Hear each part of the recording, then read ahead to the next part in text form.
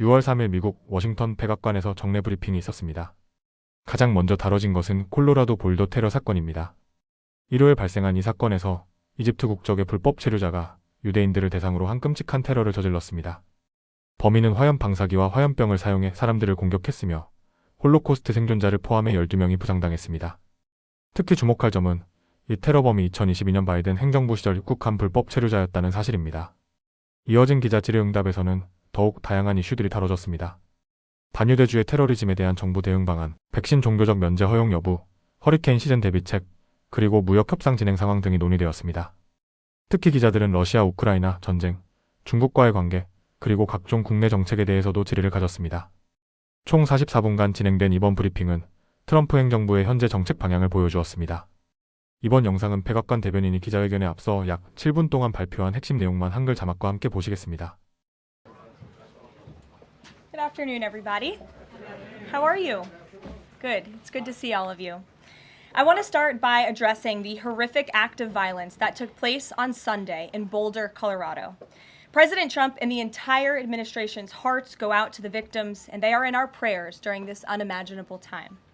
According to reporting from Fox News, the alleged attacker admitted in an interview that he wanted to kill all Zionist people and had been planning the attack for over a year and would do it again if he could.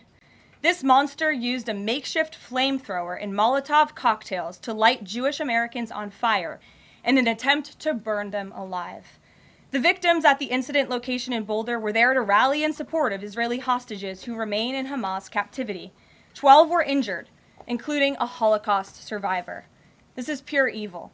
The Department of Justice has already filed federal hate crime charges against the alleged perpetrator, and he will be held accountable to the fullest extent of the law.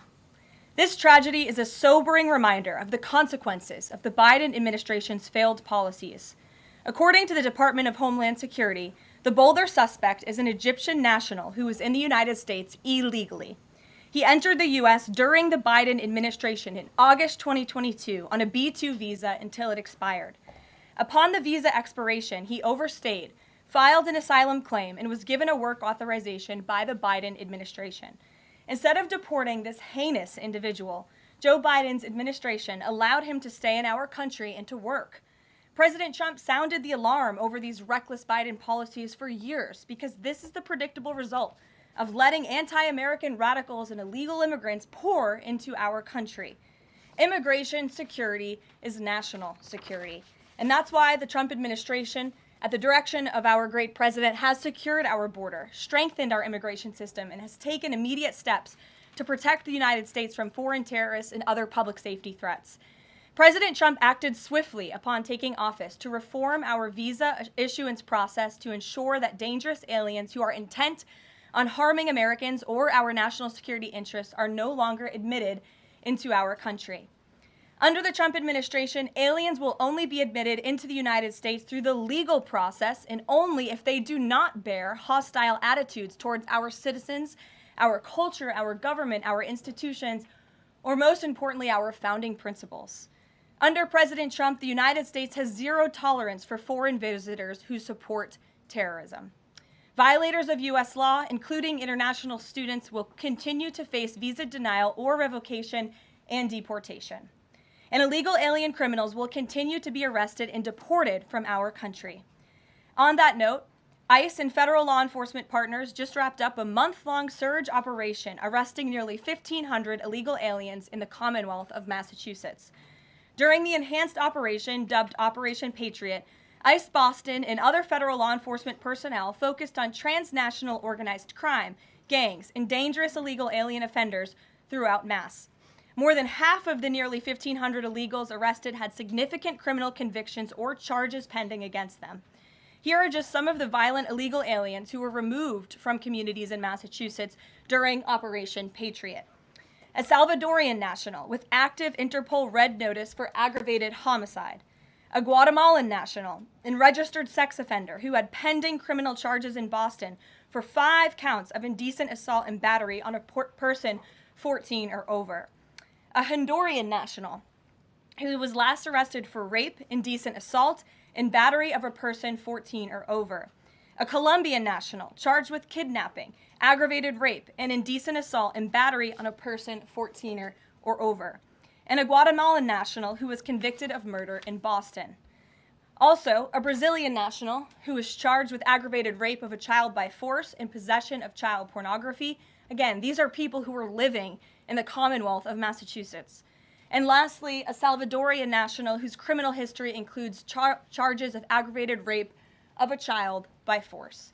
I don't think anybody in this room wants these types of heinous criminals in your communities. And it's thanks to this administration that they are being removed from our country. When Democrat-run jurisdictions released violent illegal alien criminals back into communities after making arrests instead of turning them over to federal immigration enforcement like they should, those Democrats are putting law-abiding Americans at risk. And these insane policies force law enforcement officials to make much more difficult arrests that put their lives, our law enforcement lives, in jeopardy.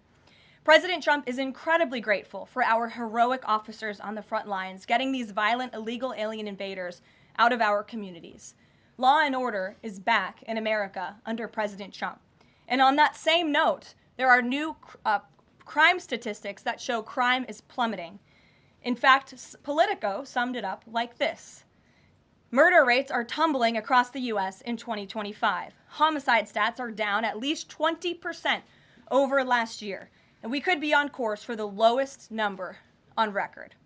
With President Trump in charge, the days of criminals being put over victims are over. On the topic of immigration, the Washington Post just ran one of the most ridiculous headlines ever, even by their standards. And on my very first briefing several months ago, I said I would hold anyone accountable in this room. The Washington Post actually had this headline, "The Mysterious Drop in Fentanyl Seizures on the U.S.-Mexico Border." How is this mysterious? There is no mystery about why there is a decrease in fentanyl coming into the United States.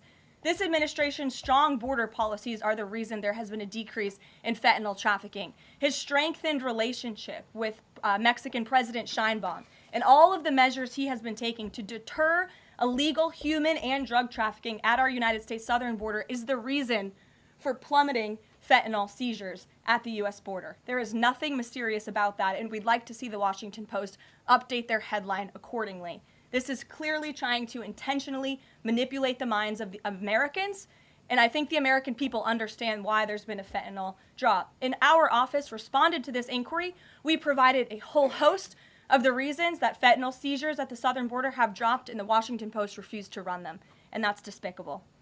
In other news, positive economic reports continue to flood in. Inflation dropped to 2.1% in April. Personal income increased 0.8% in April. So inflation is down and wages are up. That's almost triple the expectations and against the doubts of nearly everyone in this room.